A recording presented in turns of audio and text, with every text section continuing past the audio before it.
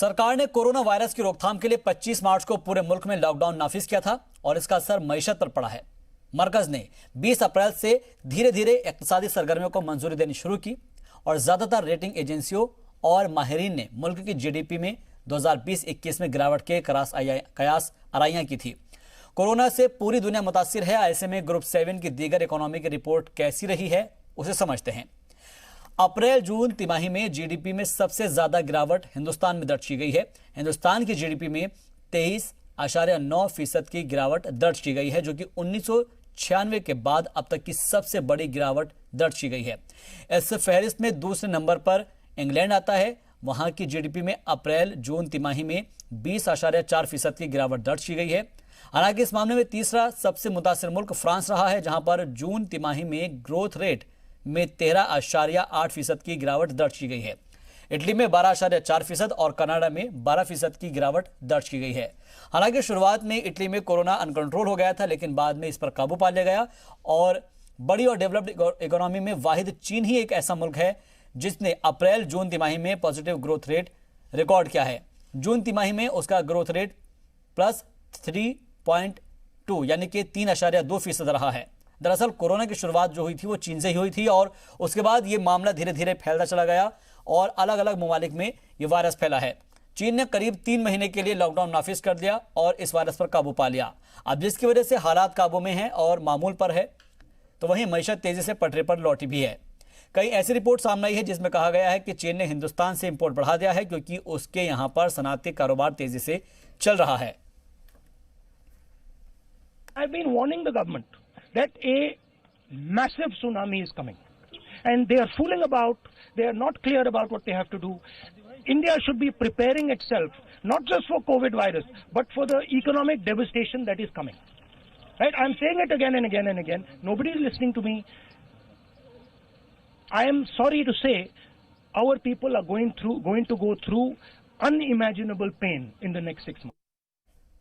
तो सुना आपने राहुल गांधी को। जीडीपी को लेकर कांग्रेस लीडर राहुल गांधी ने अपना 17 मार्च 2020 का ये वीडियो ट्वीट किया है, जिसमें उन्होंने सरकार को आगाह किया था कि आने वाले दिनों में मुल्क बड़ी तबाही से गुजरने वाला है और साथ ही जीडीपी को लेकर भी सरकार को आगाह किया था। यानी कि राहुल गांधी ने ये आगाह सरकार को कर दिया था। इसी पर बातचीत करने के लिए आज हमारे साथ तमाम खास मेहमान जुड़ रहे हैं। सबसे पहले उनका तारुफ कराते हैं, फिर डिबेट की शुरुआत करते हैं।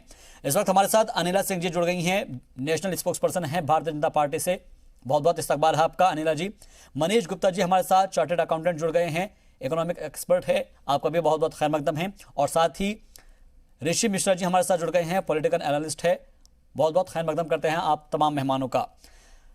सबसे पहले मैं अनिला सिंह जी आपसे समझना चाहूँगा कि जिस तरीके से जीडीपी माइनस में पहुँच गई है और 23.9% पर पहुँच गई है माइनस में, ऐसे में आप इसके पीछे की क्या वजूहात तलाशने चाहेंगे, क्या चीज बताना चाहेंगे कि किस वजह से इसमें गिरावट दर्ज की गई है? देखिए, जो नंबर्स आए हैं ये एक्सपेक्टेड थे। ये हम लोगों को पता था कि इसी प्रकार के नंबर आएंगे, क्योंकि आपने देखा होगा कि अगर हम इस क्वार्टर की बात करते हैं तो तकरीबन 2 महीने तो बिल्कुल लॉकडाउन रहा था जी। ऑलमोस्ट 80 to 90% जो चीजें थी बिल्कुल बंद थी, कोई एक्टिविटी थी ही नहीं। तो ये समझ में आ रहा था कि इस बार नंबर्स जो है कोई बहुत रोजी फिगर नहीं दिखाई देगी हमको और इस तरीके की जीडीपी में हमें माइनस ग्रोथ दिखाई देगी। पर एक अच्छी बात ये है क्योंकि ये एक पैंडेमिक की वजह से ये इस प्रकार के फिगर हमको दिखाई देने को मिल रही है। हमें पता है कि लॉकडाउन बहुत स्ट्रिंजेंट लॉकडाउन हुआ था, उसकी वजह से कोई इकोनॉमिक मूवमेंट नहीं था किसी भी प्रकार का। मतलब अगर मैं एयरफेयर्स की बात करूं, रेलवेज की बात करूं तो बिल्कुल जीरो था। या जो अपने 3-4 जो टॉप सेक्टर्स हैं, चाहे वो मैन्युफैक्चरिंग है, चाहे वो माइनिंग है, चाहे हमारा ये जो बिल्डिंग का है, चाहे इंफ्रास्ट्रक्चर है, चाहे हॉस्पिटैलिटी है, ट्रेड एंड हॉस्पिटैलिटी, तकरीबन 45% to 50% हमारी इकोनॉमी का बनाते हैं, एकदम स्टैंड स्टिल है, ये माइनस में जा रहा था बिल्कुल। तो ये हम लोगों को पता था कि इस प्रकार के फिगर्स आएंगे। पर एक जो सिल्वर लाइनिंग यहाँ पर मैं ये कहूंगी कि ये जो है ना शॉर्टर रिसेशन है जी। ये शॉर्टर रिसेशन है, तो इससे हम जो है उभरेंगे भी जल्दी। तो इसमें हमें कोई हताश होने की बिल्कुल जरूरत नहीं है। ये पीछे के हमने देखा है कि जैसे प्रधानमंत्री जी ने भी कहा कि जान है तो जहान है, तो सबसे पहले उन्होंने ख्याल रखा कि मेरे जो देशवासी हैं वो इस पेंडेमिक के चपेट में आने से बचें, इसलिए उन्होंने टोटल लॉकडाउन किया। ठीक है, उसका खामियाजा हमें भुगतना था, उसके लिए भी हम तैयार हैं। एज अ नेशन हम लोग साथ में खड़े हुए हैं, जो स्टेट और सेंट्रल गवर्नमेंट है वो साथ में मिलकर काम कर रही है इसमें। और ये हमें एक चीज और यहाँ पे समझने की आवश्यकता है कि ये जो कॉन्ट्रैक्शन हुआ है ये स्ट्रक्चरल नहीं है। ठीक, ये स्ट्रक्चरल नहीं है, तो इसलिए इसमें कोई घबराने की आवश्यकता नहीं है। जिस तरीके से लॉकडाउन की वजह से बेसिकली हुआ है, उससे पहले हम देख रहे थे कि हमारी जीडीपी ग्रोथ रेट जो है थोड़ा स्लो था, फिर ये पेंडेमिक आ गया, उसकी वजह से ये हमें माइनस में दिखाई दे रहा है। परंतु बहुत जल्द जो है इस जैसे जैसे पेंडेमिक कंट्रोल में आता चला जाएगा, हमारे जो फिगर्स है वो बहुत अच्छी तरीके से राइज करेंगे। आपने बहुत अच्छे तरीके से अपनी बात रखी है। ऋषि मिश्रा जी, अनिला जी कह रही हैं कि शॉर्ट रिसेशन है ये, और इसके पीछे जो वजूहात है वो लॉकडाउन को बता रही हैं। देखिए अनिला जी, अब पार्टी की प्रवक्ता है तो हालात कुछ भी हो डिफेंड तो करेंगे, लेकिन देश के क्या हालात हैं, चाहे आर्थिक हालात हो, सामाजिक हालात हो, चाहे सामरिक हालात हो, शैक्षणिक हालात हो, चाहे स्वास्थ्य के महकमा हो जी, हर मोर्चे पे सरकार विफल रही है। दूसरी महत्वपूर्ण बात अनिला जी कहती है कि ये अनुमानित था। अनिला जी ये सोर्स भी बताती, किसने अनुमान लगाया था कि इतना बैकड्रॉप होगा? एसबीआई ने यह अनुमान लगाया था कि 16% के आसपास गिरावट रहेगी। किसी एक और संस्था ने 18% का अनुमान लगाया था।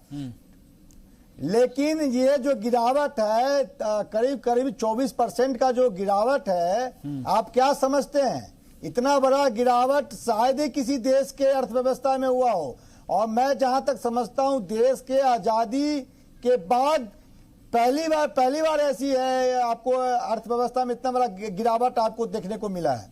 नंबर 1। नंबर 2, मेरा ये कहना है कि आप कोरोना के पीछे छुप नहीं सकते हैं। माना कि हमारे देश में अभी महामारी का संकट है, महामारी के संकट के कारण हर चीज जो है, चाहे अर्थव्यवस्था हो या हर चीज चरमराया हुआ है। लेकिन आप जाने माने पत्रकार हैं, आप जानते हैं कि कोरोना काल से पहले भी लगातार 7 तिमाही में जीडीपी का लगातार गिरावट रहा है। तो उस समय तो कोरोना नहीं था ना। अनिला जी को ये बताना चाहिए ना कि कोरोना से पहले लगातार 7 तिमाही यानी 21 महीने तक लगातार जीडीपी गिरती रही है। तो उसके लिए कौन जिम्मेवार है? और आप देखिए देश के 8 कोर सेक्टर में से 7 कोर सेक्टर में भारी गिरावट है। चाहे पेट्रोलियम सेक्टर हो, औद्योगिक सेक्टर हो, आप किसी भी सेक्टर को उठा के देख लीजिए, भारी गिरावट है। आप अपने ही रिपोर्ट में बताया है कि सिर्फ 2 सेक्टर में यदि जोड़ दिया जाए 3 से 4 करोड़ जॉब जाएंगे, हॉस्पिटलिटी और क्या कहते हैं ट्रेवलिंग में और हॉस्पिटलिटी में 3 से 4 करोड़ जॉब जाने की ये है। तो आप समझ सकते हैं यदि पूरे अर्थव्यवस्था को कंक्लूजन करके एक रोड मैप निकाला जाए, आप समझ सकते हैं कि कितनी बड़ी बेरोजगारी इस देश में आने वाली है। तो कहीं ना कहीं प्रधानमंत्री जी को मन की बात छोड़ के देश की बात करना चाहिए और देश की जनता के मर्म को समझना चाहिए। ठीक है सर, आपने भी बात रखी अपनी। मनीष गुप्ता जी, अब मैं आपसे समझना चाहूंगा, ये तो हो गई पॉलिटिकली बातें, लेकिन अगर हम इसको बिजनेस के पर्सपेक्टिव में देखें, जो ये जीडीपी के रेट्स आए हैं, ग्रोथ रेट तो हुई नहीं है बल्कि डाउन गया है, ऐसे में इसके पीछे क्या वजूहात तलाशी जाए? देखिए, सबसे पहले तो हमें समझना होगा कि जीडीपी है क्या। छोटा सा 10 सेकंड लूंगा ये बताने में, और जीडीपी के आंकड़े का क्या फर्क पड़ता है। जीडीपी का मतलब है कुल सकल उत्पाद। अब अगर हमारे देश में 2 महीना 3 महीना लॉकडाउन लगा रहेगा तो जाहिर है कि आप कुछ भी खरीदेंगे नहीं, दुकानें ही नहीं खुली। जब कुछ भी नहीं खरीदा जाएगा तो पर्टिकुलर इस तिमाही में और इस छमाही में तो जीडीपी माइनस में जाएगा ही जाएगा। माइनस में क्या गया है? पिछले बार की तुलना में गया है। अब क्या ये विश्व में सबसे अधिक है? नहीं जी, ये तीसरे नंबर पर है। अगर आप इसको परसेंटेज के हिसाब से देखेंगे तो आपको बड़ा भयानक पिक्चर दिखाई देगा जैसे कि हमारे कांग्रेस के जो हमारे पत्रकार महोदय कह रहे हैं कि 23.5%, 24% का गिरावट हो गया। अरे आप इसको अगर एब्सोल्यूट नंबर में देखेंगे तो आपको लगेगा हम दुनिया भाई हम कांग्रेस के नहीं है। गलत बयानबाजी मत कीजिए। चार्टर्ड अकाउंटेंट है, वो गलती से निकल गया। आपने गलती से निकल गया। बीजेपी को लेके आए हैं ना, उसको निकाल लीजिए। अरे नहीं, क्षमा प्रार्थी हूँ, आप कांग्रेस के नहीं, बीजेपी का जो आत्मा लेके आए हैं उसको निकाल लीजिए। अरे सुनिए, अरे देश के लिए बात कीजिए ना, देश के लिए बात कीजिए। देश के लिए मैं भी बात कर रहा हूँ। ठीक है ऋषि जी, ठीक है। नंबर में बात करेंगे, एब्सोल्यूट नंबर में बात करेंगे तो हम दुनिया के टॉप 10 के नुकसान में भी नहीं है जी। तो कहीं ना कहीं हमें ये बात समझनी होगी। एक बात, अब दूसरी बात ये जाने, अगर हम सब दुकानें बंद करते हैं तो नेचुरली जीडीपी जीरो हो जाएगी। लेकिन अगर मौका मिलने पर भी आदमी अगर खर्च नहीं कर रहा तो क्यों नहीं कर रहा, बस ये समझने की बात है। आपसे याद होगा हमारी कुछ दिनों पहले एक चर्चा हुई थी जिसमें आपने कहा था कि कितने लाख लोगों ने पीएफ से पैसा विड्रॉ कर लिया। मैं उन्हें उस दिन भी बात कही थी और आज भी ये बात कहता हूं, हम मौका मिलने पर खर्च क्यों नहीं कर रहे हैं, ये समझना होगा। क्योंकि हम डरे हुए हैं। हम डरे हुए हैं कि अगर कोरोना ने जकड़ लिया, एक मिनट रुकिए ऋषि जी, समझिए बात को। अगर हमें कोरोना ने जकड़ लिया तो हमारे पास पैसा नहीं है अपने इलाज कराने के लिए, और हम देख रहे हैं हॉस्पिटलों में क्या लूट खसोट चल रही है। ऐसे में हमें यह समझना पड़ेगा, पिछले 70 सालों में देश में किस तरीके से चिकित्सा की सुविधाओं का जो अभाव रहा, फिर 70 साल काम नहीं हुआ। इंसान डर के बैठा हुआ है कि आज मुझे कोई भी लग्जरी खर्च नहीं करना। मैं मॉल में 2 बार होके आया हूं, कपड़े की दुकान पे एक भी ग्राहक नहीं है। क्यों नहीं है? हमें शर्ट नहीं खरीदनी है, हमें पैंट नहीं खरीदना है, हमें पैसा मेडिसिन के लिए बचा के रखना है। ये मनोवृत्ति ने देश को परेशान कर रखा है। आज मोदी सरकार को इस बात को समझना होगा कि जो पिछले आजादी के बाद 1950 से आज तक जो नहीं हुआ, देश में हॉस्पिटलों का विकास नहीं हुआ। आज सबको चिकित्सा मुफ्त नहीं है। विदेशों में America, Australia, England, France, Japan, रूस, यहाँ पे मेडिकल कॉस्ट बिल्कुल कम है। चाहे खर्चा हाई है लेकिन वो सरकार वहन करती है। तो ऐसे में इंसान को चिंता नहीं होती कि हमने एक मेडिक्लेम कराया है, नहीं कराया, सरकार चिंता कर रही है, मैं खर्च करूंगा। आज मैं भी ये चाहूंगा पैसा बचा के रखूं। अगर भगवान ना करे, आ रहा हूं ऋषि जी, आ रहा हूं। परिवार में को अगर कोरोना हो जाए तो मुझे पैसे बचा के रखने हैं डॉक्टर के लिए। बस यही चिंता हिंदुस्तानियों को खर्च करने से रोक रही है, और सही यही एक वजह है जिसकी वजह से आज देश की जीडीपी इतना नीचे गई है। निश्चित रूप से चिंता का विषय है। इसका जो मूल कारण है वो चिकित्सा सुविधाओं का अभाव है। मैं 2-3 पॉइंट रखना चाहता हूं। बिल्कुल ऋषि जी बोलिएगा। मैं 2-3 पॉइंट रखना चाहता हूं। मनीष जी ये नहीं बताए कि अभी 21 लाख करोड़ का सरकार ने पैकेज दिया, 21 लाख करोड़ के पैकेज का क्या हुआ? क्या हमारे इकोनॉमी को वह फायदा पहुंचा पाई? क्या इकोनॉमी में बूस्टअप आ पाया? दूसरा बात मनीष जी कह रहे थे, आप देखिए कोरोना इफेक्टेड देश अमेरिका भी थी। अमेरिका का जो जीडीपी गिरा है 10.6% गिरा है जी। अरे एब्सोल्यूट नंबर में देखिए, मैं जवाब दूंगा पहली बात। उसी तरह क्या कहते हैं आपको, देखिए मैं इजाजत चाहूंगा, पहला पॉइंट उसी तरह मैं आ रहा हूं मनीष जी, आपके पास आ रहा हूं मैं। फ्रांस का देख लीजिए, इटली का देख लीजिए, जर्मनी का देख लीजिए। भारत के अपेक्षा में यानी हमारे देश के अपेक्षा में काफी कम गिरावट हुआ है। तो हमारी वित्त मंत्री जी कहते हैं ये एक्ट ऑफ गॉड है। अरे भाई ये जीडीपी का गिरावट एक्ट ऑफ गॉड नहीं है, आपकी नाकामी है। आप काम नहीं कर पाते हैं, आप देश का मन समझ नहीं पा रही हैं। आप बताइए, आज न कोरोना आया है, पिछले 7 तिमाही में बैक टू बैक 7 तिमाही का आप रिकॉर्ड देख लीजिए, लगातार जीडीपी 7 तिमाही से गिर रही है। उस समय तो एक्ट ऑफ गॉड नहीं था, ठीक है सर, कोरोना नहीं था। आपने फिल्म देखा होगा ना, एक्ट ऑफ गॉड वाली फिल्म। जी आपने एक्ट ऑफ गॉड वाली फिल्म देखी है कि नहीं देखी है? बिल्कुल बिल्कुल, यही लोग है एक्ट ऑफ गॉड वाले।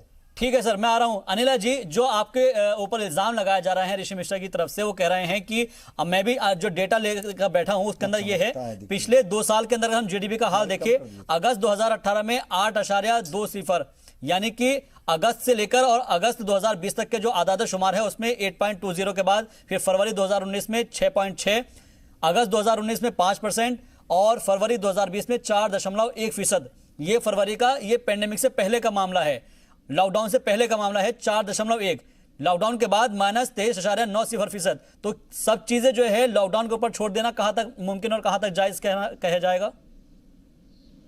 देखिए, मैं आपको जवाब देती हूँ। और ऋषि जी ने बहुत जनरलाइज्ड इस डिबेट को कर दिया है। ये बिल्कुल फैक्ट्स और फिगर्स पे आधारित है। इसमें ना तो मैं कुछ झूठ बोल सकती हूँ, ना ही मैं झूठ सुनने के लिए तैयार हूँ। सबसे पहली बात तो ये है ऋषि जी, अभी आपने एम्प्लॉयमेंट रेट के बारे में बात करी है, तो मैं आपकी जानकारी के लिए बता देती हूँ कि एम्प्लॉयमेंट रेट जो है ना, अब उसमें बढ़ोतरी है। मैं आपको 10 ऐसी चीज बता देती हूँ कि जिसको सुनकर आपको समझ में आ जाएगा कि 2 महीने के स्ट्रिक्ट लॉकडाउन के बाद अब वापस से हमारी इकोनॉमी जो है अपनी राह पर चलने लग गई है।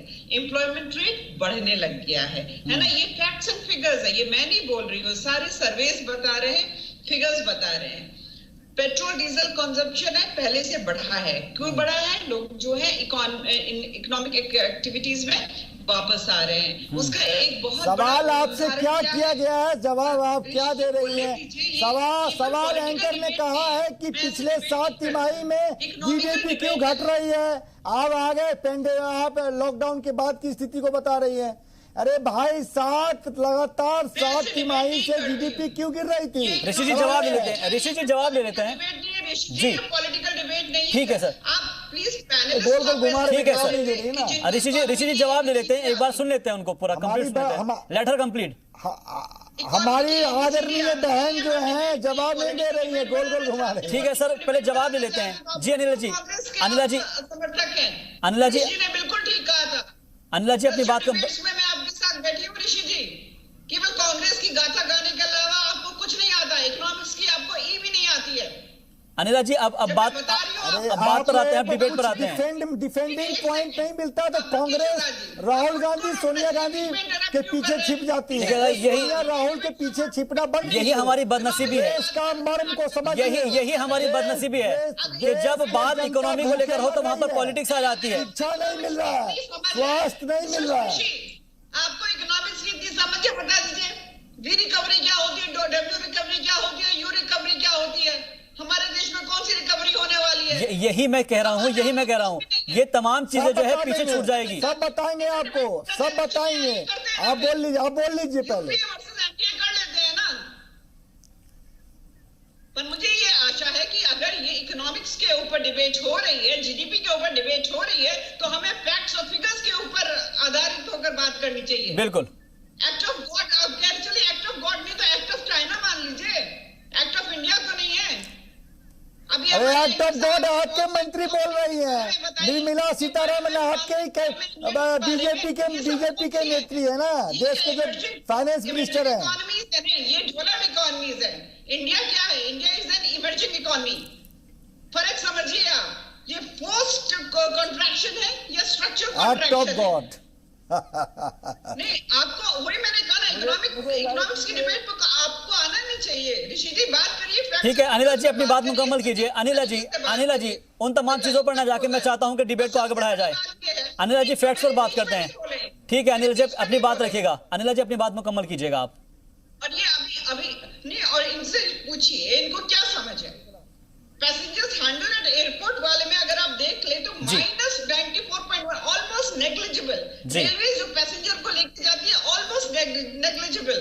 कार्गो अभी पीछे स्टार्ट कर दिया गया था। मतलब अगर हम बात करते हैं कि कमर्शियल व्हीकल्स की सेल्स ऑलमोस्ट 85% डाउन चली गई है जी। ये सारे क्यों था? क्योंकि कोई इकोनॉमिक एक्टिविटी नहीं हो रही थी भारतवर्ष में जी।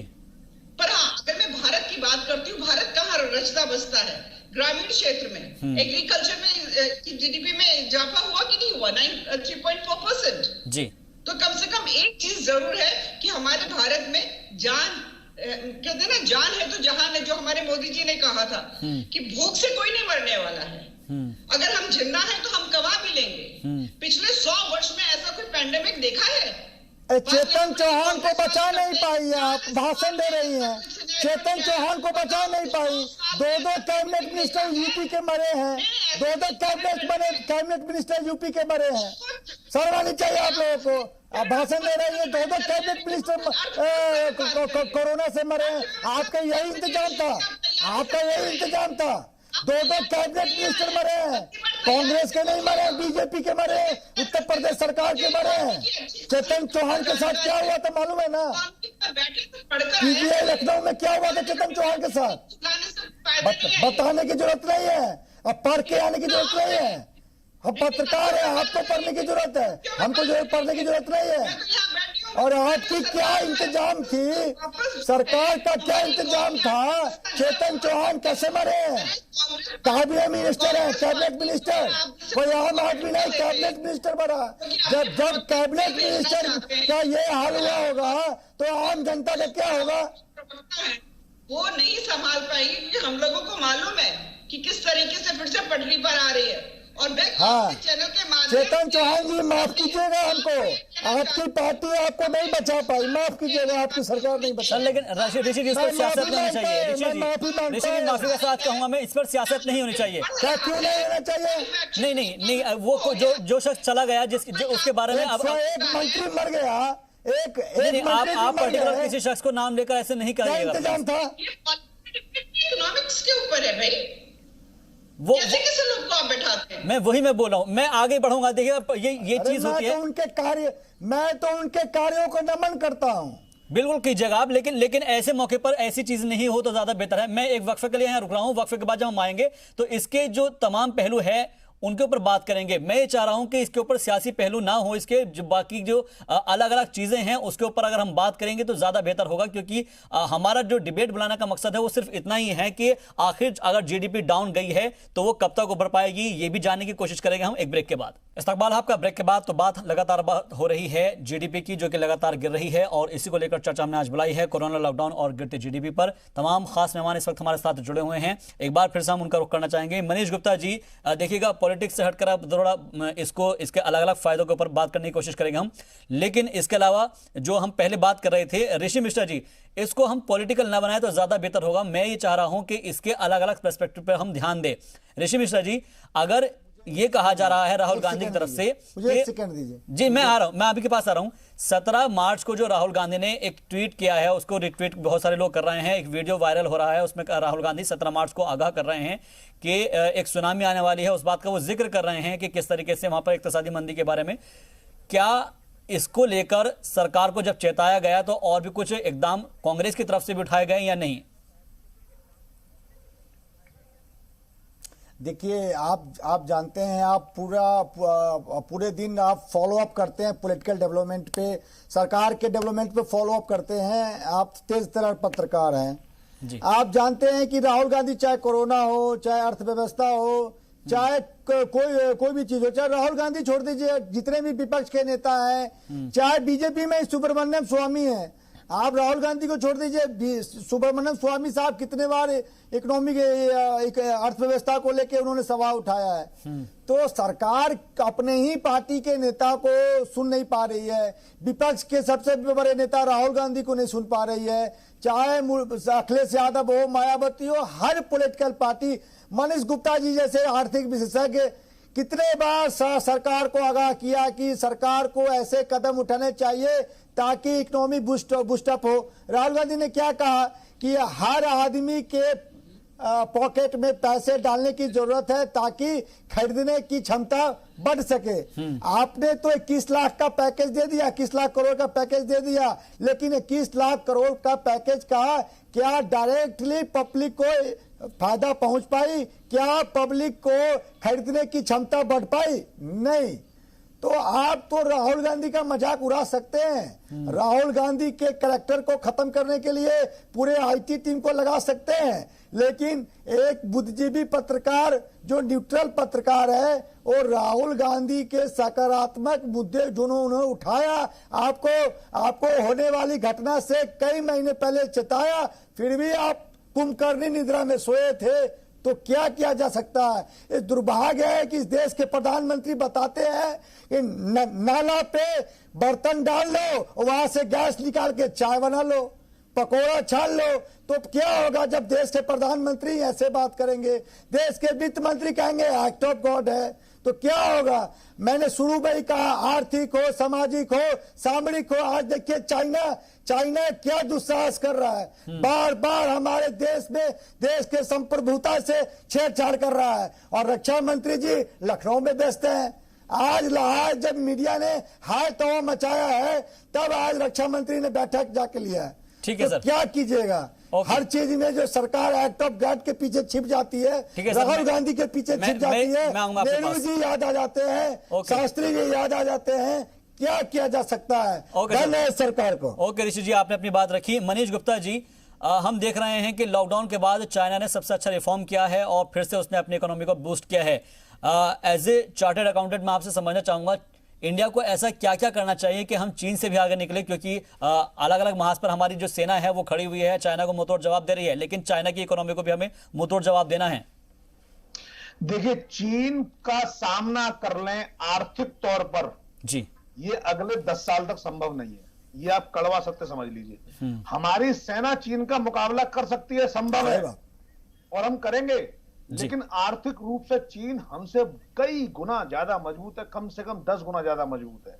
चीन की जीडीपी, चीन के एक स्टेट की जीडीपी हमारे देश की 45% की जीडीपी के बराबर है। हिंदुस्तान नहीं, पूरे विश्व का आधा माल चाइना में बनता है जी। वहां पर लेबर लॉ की कोई फॉलोअप नहीं होती, कोई कंप्लायंस नहीं होती, सिर्फ और सिर्फ कैसे बढ़ाया जाए उत्पादन, इस पर चिंता होती है।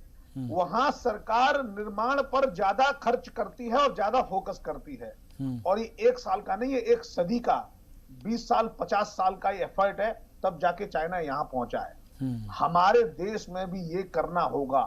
एक सिटी एक प्रोडक्ट, मोदी जी ने बिल्कुल चाइना से कॉपी किया है। खिलौना को उन्होंने शुरू किया इसी तरीके से, जैसे आप पुराने देखिए, कन्नौज में इत्र बनता है, आगरे में पेठा और जूता बनता है, फिरोजाबाद में चूड़ियां बनती हैं जी।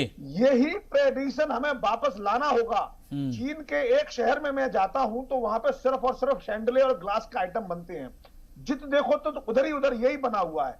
तो हमें सबसे पहले मैन्युफैक्चरिंग पर ध्यान देना होगा। मैन्युफैक्चरिंग को बिल्कुल खेती की तरह प्रोत्साहन देना होगा। मैं ये नहीं कहता पूरी इनकम माफ कर दीजिए, लेकिन मैन्युफैक्चरिंग सेक्टर को विशेष पैकेज की जरूरत नहीं है, बड़े ओवरऑल रिवॉल्यूशनरी जो है सपोर्ट की जरूरत है। बिल्कुल कम से कम टैक्स लगे, टैक्स चोरों की माफी ना हो, लेकिन मैन्युफैक्चरिंग करने वाले हर व्यक्ति को सब्सिडी मिले, उनको तो सपोर्ट मिले कि अगर आप एक्सपोर्ट करेंगे हमसे इंसेंटिव की मात्रा बढ़ा लीजिए। बिल्कुल। जिन कंट्रीज ने चाइना पर एंटी डंपिंग ड्यूटी लगा रखी है कि चाइना के ये प्रोडक्ट आएंगे तो हम एंटी डंपिंग लगाएंगे, उनको क्या सरकार, चाइना की सरकार को कहती है कि आप और माल बेचिए उनको, जितना आपका लॉस होगा हम देंगे और ऊपर से आपको इंसेंटिव देंगे। हमें और अच्छा, हमारे देश में क्या है, आज हमारे देश में युवा सबसे अधिक हैं, 35 करोड़ से ज्यादा युवा हैं। ये हमारी ताकत है। माल की हमारे पास कोई कमी नहीं है, माइंडसेट है, कैपिटल की भी कमी नहीं है। हमारे यहाँ सिर्फ और सिर्फ माइंडसेट की कमी है, सरकारी एफर्ट्स की कमी है। हम आज भले ये दावा कर लें कि हम ईज ऑफ डूइंग बिजनेस में इतना ऊपर चले गए, पर सच्चाई ये है आज भी छोटे एक व्यवसायी को व्यापार शुरू करने में बहुत मुश्किलों का सामना करना पड़ता है। मोदी जी को वहां सपोर्ट करने की जरूरत है। मोदी जी को श्रम कानूनों में एक रिलैक्स लाने की जरूरत है। एक आदमी ने अगर 10 मजदूर रख लिए तो उस पर कितने कानून लग जाते हैं आपको अंदाजा भी नहीं होगा। पूरी PF, ESI, labour law, factories act, independent है, और ये आपके इसके अलावा बोनस है, मैटरनिटी लीव है, कॉन्ट्रैक्ट लेबर है, ये इतने सारे लॉ लग जाते हैं। भैया 10 आदमी के बाद वो छोड़ देता है और उस पर तुर्रा। ये हमारे देश में अगर आपने साल के दौरान किसी भी एक दिन 10 आदमी कर लिए तो आप पर इतने सारे कानून लग जाएंगे। आप समझ रहे हैं इसका मतलब क्या है? इसका मतलब है वो कैसे भी करके अगर रखेगा भी ना मजदूर, तो 12 क्या 50 मजदूर रखेगा, उनको कैश में पेमेंट करेगा, बिल्कुल, तो उनको रखेगा ही नहीं अपने रोल पे। जिसका नतीजा क्या होगा, सरकारी आंकड़ों में वो रोजगार बेरोजगार नजर आएंगे, उनको कैश में आ रहा है। तो इसका मतलब क्या है, इकोनॉमी हमारी कैश पर रन करने लगी। अब GST आ गया तो इकोनॉमी कैश पर रन नहीं कर रही है, वो पॉजिटिव में आ गई। लेकिन अगर मोदी जी यहां श्रम कानून को थोड़ा सा रिलैक्स कर दें, 10 की जगह संख्या 50 कर दीजिए। अगर आज एक भला मानुस अपने फ्लैट का रिनोवेशन कराता है तो 10 आदमी लग जाते हैं। अब बताइए कितना, 10 आदमी लगाना कितनी बड़ी बात है। और जरूरी नहीं है कि आप पूरे साल लगाएं, आपने अगर महीने में एक भी दिन लगा लिया आपको बढ़िया। तो आपको मैन्युफैक्चरिंग को सपोर्ट करने के लिए लेबर लॉ को रिलैक्स करना होगा, एक बात।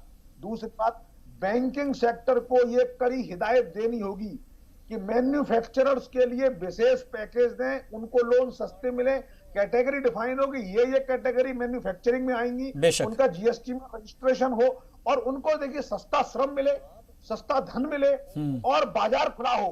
अगर वो एक्सपोर्ट करना चाहें तो उनको सपोर्ट मिले जी, और लाल फीताशाही से मुक्ति मिले, तो चाइना क्या अमेरिका को पछाड़ सकते हैं। भारत विश्व गुरु रहा है और मोदी जी अगर ये सोचते हैं कि भारत को वापस विश्व गुरु बनाना है तो आपको ये बेसिक पे काम करना होगा। आपने देखी नितिन गडकरी जी लॉजिस्टिक्स पे बहुत काम कर रहे हैं, उन्होंने सागरमाला प्रोजेक्ट बनाया, देश में कॉरिडोर बना रहे हैं, वो लगातार डेडिकेटेड फ्रेट कॉरिडोर बन रहे हैं, कार्गो लॉजिस्टिक्स हब बन रहे हैं। ठीक है, वो वाटर पे नाव चला के बोट चला के लॉजिस्टिक्स कर रहे हैं जो सस्ती हो जाएगी, लेकिन ये प्राथमिक अवस्था में, ये शैशव अवस्था में बच्चा 4 साल का होता भी चलता है ढंग से, हम वहां हैं और चाइना पहलवान की तरह दौड़ लगा रहा है। हम चाइना से कंपेयर कैसे कर ले? जब तक कि उस बच्चे को आप एक मोटरसाइकिल पर नहीं बिठाते, चाइना से कैसे कंपेयर करेगा? इसके लिए धन की जरूरत है।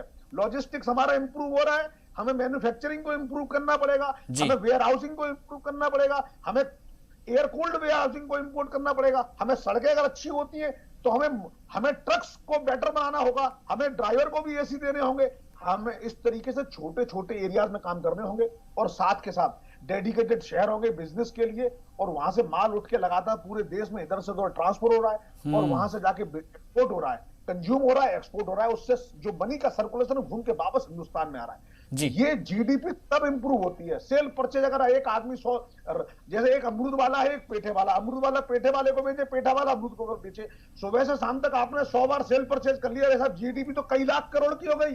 अरे लेकिन उसके 5 किलो अमरूद जो सुबह से शाम तक ट्रांजेक्शन हो रहे थे, उसका सिर्फ 5 किलो पेठा था जो सुबह से शाम तक ट्रांजेक्शन हो रहा था। तो साहब बात जीडीपी की नहीं है, बात यह है कि अमरूद वाले को शाम को बचा क्या, उसके पास पेट भरने के बिल्कुल फायदा होना चाहिए जी, का यूज क्या, बेशक। तो जीडीपी से अधिक हमें मनीष जी आपके दिए गए महत्वपूर्ण सुझाव को मोदी जी को मानना चाहिए ना। मोदी जी को आप जैसे अर्थशास्त्रियों को बुला के पीएमओ में चर्चा करना चाहिए। ये मोदी जी तो मन की बात करते हैं, अर्थशास्त्रियों की मन की बात नहीं करते हैं, जनता की मन की बात करना चाहिए, देशवासियों की हित की बात करना चाहिए। मनीष जी बात कही थी कि प्रधानमंत्री जी ने पैकेज दिया, उस वक्त क्या हुआ? मैं उस समय उसका जवाब नहीं दे पाया था, अब दे देता हूं। बैंकिंग के एक एक्सपर्ट इंग्लैंड में कई सौ साल पहले हुए, उनका नाम था ग्रेशम। ग्रेशम जी ने एक नियम बताया कि बुरी मुद्रा अच्छी मुद्रा को चलन से बाहर कर देती है। ठीक इसी तरह जब इंसान डरा हुआ होता है, अपने पास वो पैसे को बचा के रखता है।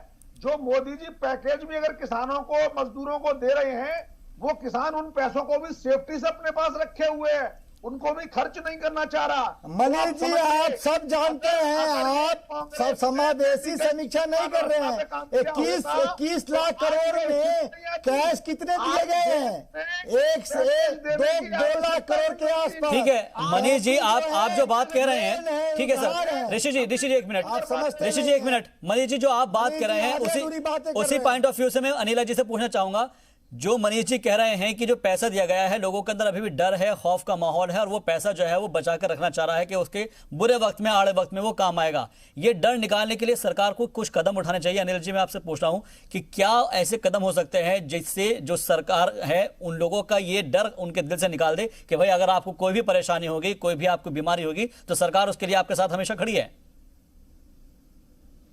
नहीं, सरकारें जो है हमेशा खड़ी रहती है, उसमें कोई ऐसी बात नहीं है, वो बोलने की भी आवश्यकता नहीं है। परंतु अगर हम अपना भारतीय जो एक इंडियन कल्चर है, भारतीय कल्चर जो है उसको देखिए, हम लोग हमेशा सेविंग करते हैं। अगर हम 10 रुपए कमाते हैं तो उसमें से हमेशा कोशिश करेंगे कि 2 रुपए हमारे बच जाए, चाहे वो कैश के रूप में हम अपने घर में बचा के रख लें और चाहे बैंक में बचा के रखें। ये प्रवृत्ति है हमारी, हमेशा से रही है, आज की कोई नई नहीं है। हाँ, ये डिफिकल्ट टाइम्स है, मुश्किल समय है, तो लोगों को लगता है कि नहीं, हमें जैसे कहते हैं ना, वे आगे पता है नहीं कौन सा रेनी डे आ जाए, उसके लिए हम थोड़ा बचा के रखें। पर है जो पैसा है वो तो स्पेंड होगा ना, अभी नहीं हो रहा है, कल को होगा। और अगर यही बात है तो कांग्रेस और भाजपा में फर्क क्या? सोचकर बैठी थी आपके पैनल में कि शायद सीरियस डिबेट होगी। आपका भी दूसरा चुनाव है, आपको कुछ तो करना चाहिए था। देखिए मैं आप प्लीज, अगर आप ये चाहते हैं आगे इस तरीके की डिबेट्स में मैं आऊं तो थोड़ा बैलेंस करने का कोशिश। बिल्कुल। दूसरी, मुझे नहीं अच्छा लगता ये, मैं अर्थव्यवस्था पे बात कर रही हूँ, बहुत सीरियस मैटर है ये, तो इसको बहुत हल्की डिबेट बना रहे हैं। लेकिन दूसरी बात यह है कि मनीष जी ने अभी कहा कि लेबर लॉज, मोदी साहब जो है लेबर लॉज में उसमें छूट दें। बिल्कुल ठीक बात कह रहे हैं, ये स्टेट्स भी कर सकते हैं। मैं उत्तर प्रदेश से आती हूँ। उत्तर प्रदेश में जो मुख्यमंत्री योगी आदित्यनाथ जी हैं, उन्होंने जो लेबर लॉज है उनको बेहद लीनियंट कर दिया है। और बिल्कुल मनीष जी बिल्कुल ठीक बात कहते हैं, अगर आप एक मैन्युफैक्चरिंग यूनिट लगाने के लिए चलिए, आपको इतने सारे लाइसेंसेस लेने पड़ते हैं, बहुत सारी चीजों का क्लियरेंस लेना पड़ता है, तब जाके आप एक यूनिट लगा पाते हैं। और क्योंकि लाइसेंस राज बहुत दिन चला है। हमारी सरकार को यहाँ पे मोदी जी के अंडर में आए हुए कितने टाइम हुआ है? 5-6 साल हुए। 1500 से ज्यादा, तकरीबन 1500 कुछ इतने हैं जो बेमतलब के लॉज थे, वो सारे हटाए गए हैं। धीरे धीरे उस पर काम हो रहा है। अब चाहे वो बैंक्रप्सी लॉ भी है, उसको भी लेकर आए हैं कि नहीं लेकर आए हैं, हर वो कदम उठाया जा रहा है कि जिससे कि एक ट्रांसपेरेंसी हो और किस तरीके से हम मैन्युफैक्चरिंग ओरिएंटेड बने। आपने चाइना का उदाहरण दिया, बहुत अच्छा उदाहरण दिया। चाइना एक मैन्युफैक्चरिंग कंट्री है, हमारी कंट्री जो है वो सर्विस सेक्टर के लिए जानी जाती है। इंडिया और चाइना का कभी हम कंपैरिजन इसलिए नहीं कर सकते हैं, वहां पर अगर कोई कदम उठाया जाता है तो 10 पॉलिटिकल पार्टीज तो उनकी टांग खींचने के लिए नहीं होती हैं। यहाँ पर आप एक कदम उठाइए, बाकी आपको डुबोने में लग जाते हैं। यहाँ पे ये हाल है। ठीक है, अभी मैं ऋषि जी राहुल गांधी के विषय में बोल रहे थे। राहुल गांधी जी का मजाक हम नहीं बनाते ऋषि जी, आपकी ही पार्टी बनाती है। आपकी ही पार्टी उनको अपने नेता के रूप में देख नहीं पा रही है। तो मजाक तो इंडियन नेशनल कंफ्यूज पार्टी ने राहुल गांधी का खुद ही बनाया हुआ है। उसको भारतीय जनता पार्टी को आवश्यकता नहीं है उनकी मजाक बनाने के लिए। हमारे IT सेल के पास इतना फालतू टाइम नहीं है कि राहुल गांधी के ऊपर अपनी एनर्जी को वेस्ट करें। दूसरी बात ये कि ऋषि जी अभी बार ये कह रहे थे जो स्टिमुलस पैकेज जो आ रहा हूँ ऋषि जी, आ रहा हूँ मैं आपके पास। अनिला जी नई प्रवक्ता बनी है। कर रहे हैं तो मैं आ रहा हूँ। पैकेज में पार्ट 1 पार्ट 2 पार्ट 3 में कितना पैसा रिलीज हुआ, किस सेक्टर के लिए, RBI ने कितना दिया और पहले के मेजर्स में कितना गया, तो आपको खुद ही समझ में आ जाएगा ऋषि जी कि कितना लोगों के पास पहुंचा है और MSME के पास कितना पहुंचा है, किसानों। ठीक है सर, मैं आऊंगा आप दोनों के पास। आप तमाम मेहमान मेरे साथ बने रहिए। एक मजबूरन मुझे एक ब्रेक के लिए रुकना हो रहा है। ब्रेक के बाद इस्तकबाल आपका। ब्रेक के बाद मुसलसल हमारी जो बहस है वो चल रही है, चर्चा को आगे बढ़ाते हैं और एक बार फिर से रुक करते हैं ऋषि मिश्रा जी का। ऋषि मिश्रा जी, आप तमाम चीज़ों को लेकर अपनी बात रखने की कोशिश कर रहे थे और मैं चाह रहा हूं कि क्योंकि एक एक करके जब सुना जाता है तो सही बात हो पाती है, आप अपनी बात रखिएगा। मैं अनिला जी का, मेरी आदरणीय बड़ी बहन है, बड़ा सम्मान करता हूँ और मेरे साथ कई चैनलों पे डिबेट पे रहती हैं और हमसे बड़ी भी हैं जी। तो हम कोई पर्सनल व्यक्तिगत रूप से उन पे आक्षेप नहीं लगा रहे हैं। लेकिन अनिला जी ये मानती हैं कि ये राहुल गांधी के बयानों पे जवाब देने के लिए बीजेपी के पास टाइम नहीं है। लेकिन जब राहुल गांधी जी कुछ बयान देते हैं, इनके 20 प्रवक्ता और कई दर्जन केंद्रीय मंत्री को जवाब देने के लिए बीजेपी हेडक्वार्टर से लेके मंत्रालय से लेके हर जगह नियुक्त किया जाता है। तो राहुल गांधी का कितना इंपोर्टेंस बीजेपी लेती है तो बीजेपी के प्रेस कॉन्फ्रेंस से पता चलता है। नंबर 1। नंबर 2 जी, मनीष गुप्ता जी कह रहे थे कि 21 लाख करोड़ का पैकेज दिया गया। अरे भैया, 21 लाख करोड़ लॉलीपॉप था, उसमें कैश कितने दिए गए? मात्र 2 करोड़ के आसपास, 2.25 करोड़ के आसपास। तो मेरा ये कहना है, जब तक लोगों की आमदनी नहीं बढ़ेगी तो फिर खर्च करने की कैपेसिटी नहीं बढ़ेगी। और जब लोग खर्च नहीं करेंगे तो लोग मार्केट में प्रोडक्ट कैसे आएगा? जब प्रोडक्ट बनेगा नहीं तो लोगों को रोजगार कैसे मिलेगा? तो एक चेन सिस्टम बना हुआ है, इस पे सरकार को ध्यान देना चाहिए। और मैं आपको इंटरेस्टिंग फैक्ट बता दूं, मनीष जी आ रहा हूं मैं आपके पास। ब्रेक में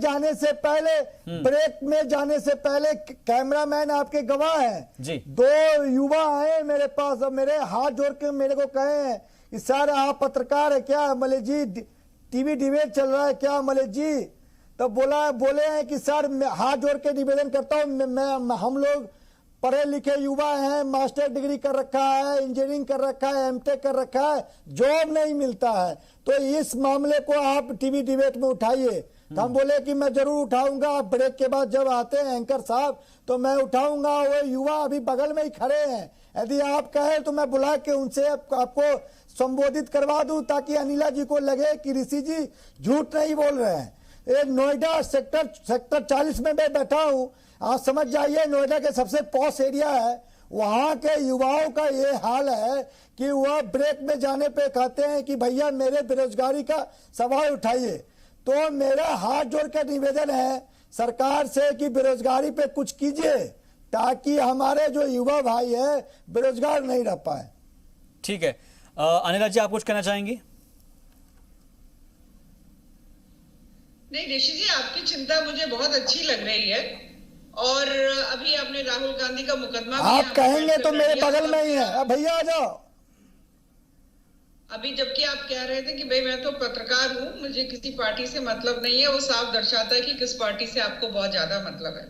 अभी जैसा कि मैंने कहा कि आपने एम्प्लॉयमेंट के बारे में बात करी, हाँ ये अभी अगर आप एम्प्लॉयमेंट रेट देखोगे तो ये पेंडेमिक लॉकडाउन की वजह से एम्प्लॉयमेंट रेट हमारा बहुत ज्यादा गिरा था, पर वापस से जो है वो पिक कर रहा है। और हमारे यहाँ देश की सबसे ज्यादा युवा आबादी है, उसी के लिए नरेंद्र मोदी जी ने हमेशा कहा कि आप अपने आप आत्मनिर्भर बनो, आप खुद अपना स्वयं का काम कर सकते हो। अगर आप न्यू एजुकेशन पॉलिसी भी देखेंगे उसमें भी इसी प्रकार से पूरा एक स्ट्रक्चर बनाया गया है कि जो बच्चा है वो किसी ना किसी एक जो उसका टैलेंट है उसमें भी माहिरता रखे।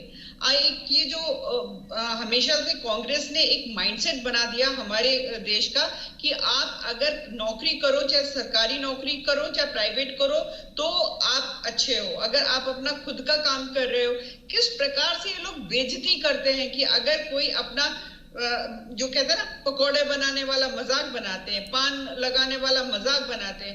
अनिला जी मुझे बैंक से लोन लेना है, जॉब का बिजनेस करने के लिए दिला देंगे आप मुझे दिला देंगे बैंक लोन?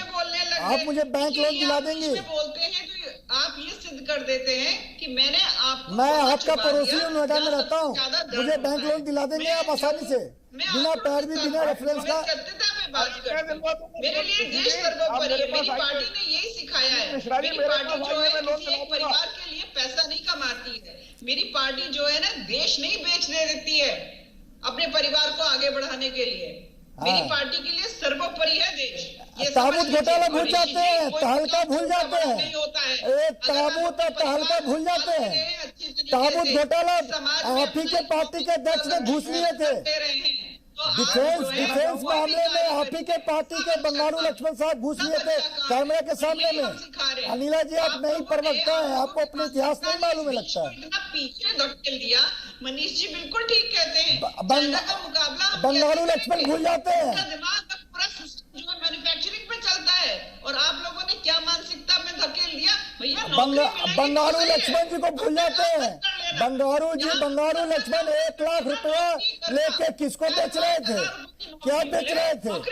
बंगारू लक्ष्मण जी 1 लाख घूस लेके किसको बेच रहे थे? अब हमारा प्रयास ये अनिला जी की बात को आगे बढ़ाते हुए मुझे कहना चाहूंगा, मैं आ रहा हूँ मनीष जी आपके पास भी आ रहा हूँ। लोगों को काम देते हो, अपने काम जो आप काम कर रहे हो, तो ये और अच्छा है। मानसिकता बदलिए, मानसिकता बदलेंगे तो देश बदलेगा। आप जैसे लोग हैं ना जो जैसे पत्थर बनकर लटक जाते हैं, नीचे खींचते हैं, डुबोना चाहते हैं इस देश को। इस देश की जो अर्थव्यवस्था भी जो गड़बड़ाती है ना, मुझे एक सेकंड दीजिए। आप जैसे मतलब आपकी पार्टी, देखिए अनिला जी कितनी चालाकी से घुमा गई मेरे सवाल के जवाब। बोल रही हूँ मैं कांग्रेस पार्टी के लिए बोल रही हूँ, पर नहीं आप हमारे आदरणीय बड़ी बहन है। मेरा आपने कहा देश बेचने की बात आपने कहा, तो बंगारू लक्ष्मण साहब 1 लाख रुपया कैमरा के सामने ले रहे थे, क्या बेच रहे थे? दत्तमंजन बेच रहे थे, पार्ले जी बिस्किट बेच रहे थे, क्या बेच रहे थे? क्या बेच रहे थे? बंगारू लक्ष्मण जी क्या बेच रहे थे? कैश की दुनिया में तैरते रहेंगे, ऊपर उठाओ। अब तो डायरेक्ट जवाब नहीं देंगे। डायरेक्ट अरे मैं देता हूँ जवाब, मैं देता हूँ। ठीक है, आप दोनों ने अपनी बात रखी। ठीक है, आप दोनों ने अपनी बात रखी। मनीष जी कुछ कहना चाह रहे हैं? मनीष जी देखिए, मैं अभी ऋषि मिश्रा जी ने एक बात बोली कि एक उनके पास एमटेक किए हुए लड़का है और उसको जॉब नहीं मिल रही जी। अब इस बात को गहराई में समझते हैं, ऐसा क्या है? एमटेक का मतलब लड़का जो मास्टर ऑफ टेक्नोलॉजी है, यानी जो बीटेक कर चुका है और फिर एमटेक कर चुका है और जॉब नहीं है। इसका मतलब है या तो वो लड़का स्किल्ड नहीं है या हमारे देश में जॉब नहीं। मैं ये मानूंगा इस समय देश के 60 क्या बात कर रहे हैं? लड़का को 80% है, मैंने बात किया, लड़का को 80% है। क्या बात करते हैं मनीष जी? अरे लड़का के 80% मार्क्स है, एमटेक में, बीटेक में वो ऑनर्स है। नहीं है आपके क्या हुआ यूनिवर्सिटी गलत है जिसने उसको सर्टिफिकेट दिया है? एक सर्वे क्या हुआ यूनिवर्सिटी गलत है जिसने सर्टिफिकेट दिया है उसको? क्या मजाक करते हैं? नहीं, इसलिए जब हमारे स्टूडेंट स्किल्ड नहीं होंगे तो यही होगा। इसका अर्थ क्या है कि जब हम आजाद हुए तो हमने as it is Lord Macaulay की शिक्षा नीति को आगे बढ़ाकर अपने यहाँ के क्लर्क पैदा करने शुरू कर दिए। आज आप देखेंगे हमारे देश के बैंकिंग सेक्टर में लगे हुए जितने भी मैनेजमेंट ग्रेजुएट हैं वो सारे इंजीनियरिंग बैकग्राउंड से आए। आप कोई बैंक के बंदे को पूछे कि आपने क्या किया है तो वो कहेगा बीटेक और एमबीए। इसलिए किया है क्योंकि इंजीनियरिंग सेक्टर में हमने स्किल्स जनरेट ही नहीं किए। जितने स्विट्जरलैंड में पूरे देश में आज इंजीनियर हैं उतने इंजीनियर्स पूरे हिंदुस्तान एक साल में पैदा करता है, लेकिन फिर भी हम स्विट्जरलैंड जैसी घड़ी नहीं बना पाई। क्यों? क्योंकि हमारे यहाँ रिसर्च एंड डेवलपमेंट पर काम नहीं है। हमने सिर्फ शिक्षा पैदा हो और वो नौकरी करें ऐसी थीसिस 50 साल 60 साल से बनाए रखी। इसका नतीजा ये हुआ भैया कौन करेगा? हम इंजीनियर करवाएगा, हमने सरकार करवाएगी ना। हमें आज फिर इंजीनियरिंग लंबा खींचते हैं बाउंड्री में भाई कौन को पिन पॉइंट। अरे भैया जी सलाम का टाइम बहुत महत्वपूर्ण है। हमें यहाँ पिन पॉइंट सवाल कीजिए, कौन करेगा, कौन करवाएगा, एग्जीक्यूट कौन करेगा? इंजीनियर्स को मैन्युफैक्चरिंग से जोड़ना होगा, इंजीनियर्स को रिसर्च एंड डेवलपमेंट से जोड़ना भैया होगा। कौन करवाएगा? सरकार करवाएगी ना, इंजीनियर्स को संस्था करवाएगी ना, एचआरडी मिनिस्टर कराएंगे ना। इंजीनियर्स को जब देश के एचआरडी मिनिस्टर 12th पास होंगे तो यही होगा। करना होगा। अगर भैया जब देश के एचआरडी मिनिस्टर 12th पास होंगे। 40 साल पहले शिक्षा नीति बदली है, उसके बाद शिक्षा नीति कब आई है? अभी 1 महीने पहले शिक्षा नीति आई है। तो साथियों आप ये समझो, इंटायर पॉलिटिकल साइंस पढ़ाइए, इंटायर पॉलिटिकल साइंस पढ़ाइए देश को। मिलेगा। आज हिंदुस्तान का इंजीनियर बाहर से आता है उसको $100 की नौकरी नहीं मिलती है, उसको शुरू में मजदूरी करनी पड़ती है, तो जाके 6 महीने साल के। अरे भैया युवा खा रहा है, युवा हमको खा रहा है बेचारा। हमें अपने इंजीनियर्स को भैया युवा खा रहा है। भैया आपके मंत्री नहीं सुन रहे हैं, करना होगा। मंत्री है लाइन पे। उन इंजीनियर्स को इंटर्नशिप मिले, उन्हें काम मिले, इसके लिए हमें वापस अरे Manish ji entire political science आपने पढ़ा है, रिसर्च एंड डेवलपमेंट पर मनीष जी आप चार्टर्ड अकाउंटेंट हैं, इंटायर पॉलिटिकल साइंस पढ़ा है? पहले से नहीं पढ़ा। हम पहले से जब देश के प्रधानमंत्री और सब इंटायर पॉलिटिकल साइंस पढ़े, तब जाके कौन से युवा स्किलफुल होंगे? करने में सहयोग देंगे, तब जाकर हम सही मायनों में मैं नहीं बोलूंगा, हम बेरोजगारी हो सकता है मेरी गिरफ्तारी हो जाए। के लिए चिंता यह है कि हम मजदूर बेरोजगार है या इंजीनियर बेरोजगार है। अगर हम मैन्युफैक्चरिंग को डेवलप करेंगे तो मजदूर भी रोजगार पाएगा। बिल्कुल। आप नेता की तरह लंबा भाषण क्यों देते हैं? नहीं देखिएगा, अब बात जो हो रही है, मैं आऊंगा ऋषि जी, मेरे पास वक्त नहीं है, लेकिन सिर्फ बात यह है कि मैन्युफैक्चरिंग को हमें बढ़ावा देना होगा और जो रोजगार है वो पैदा करने होंगे। ठीक है, बिल्कुल रखिए अपनी बात, रखिए। 2 second, okay 2 second. Okay. Manish Gupta ji कह रहे हैं कि हमारे जो इंजीनियर हैं वो स्किल्ड नहीं है। स्किल्ड कैसे रहेंगे जब इंटायर पॉलिटिकल साइंस की पढ़ाई होगी? जब शिक्षा मंत्री 12th पास होंगे तो कैसे ठीक है सर, ये डिबेट पॉलिटिकल हो जा रही है बार बार। मैं माफी चाहूंगा, बहुत बहुत शुक्रिया आप तमाम मेहमानों का हमसे जुड़ने के लिए। लेकिन अनिला जी, मैं लास्ट थोड़ा सा टाइम आपको देना चाहूंगा, आपका लास्ट कंक्लूडिंग रिमार्क्स। जी, बस मैं एक बात कहना चाहती हूँ यहाँ पर आपके चैनल के माध्यम से, जितने भी आपके व्यूअर्स हैं, कि देश के जो प्रधानमंत्री हैं आप उन पर विश्वास रखिए। ये जो पैंडेमिक लॉकडाउन था उसकी वजह से ये इतना आपको -2.90% का कॉन्ट्रैक्शन दिख रहा है। आप ऑलरेडी ये जो है ग्राफ ऊपर आना शुरू हो गया है और 2020 तक हमारी इकोनॉमी काफी पटरी पे आ जाएगी। चलिएगा, उम्मीद करते हैं कि 2020 के अंदर बहुत अच्छी हमारी इकोनॉमी हो जाएगी, जीडीपी बढ़ जाएगी। बहुत बहुत शुक्रिया आप तमाम मेहमानों का हमसे जुड़ने के लिए। वक्त इजाजत नहीं देता। अनिला जी आपका शुक्रिया, मनीष गुप्ता जी आपका शुक्रिया और ऋषि मिश्रा जी आपका भी बहुत बहुत शुक्रिया। कुल मिलाकर हमें जीडीपी को बढ़ाने के लिए तमाम चीजों का ऊपर पहल करनी होगी और सरकार को भी समझना होगा कि कौन कौन से इकदाम उठाने हैं। हमारे एक्सपर्ट्स ने बताया कि क्या क्या चीजें हमें इसके अंदर डेवलप करनी होगी। फिलहाल के लिए मुझे दीजिए इजाजत, आप देखते रहिए जी सलाम।